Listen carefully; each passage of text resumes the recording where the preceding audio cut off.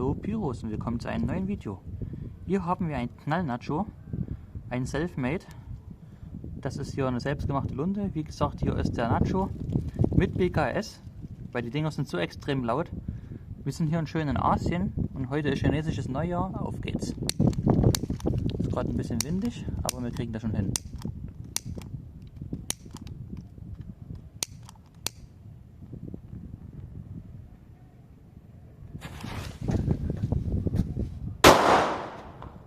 Klein, aber richtig fein, also richtig krass, wie laut das ist.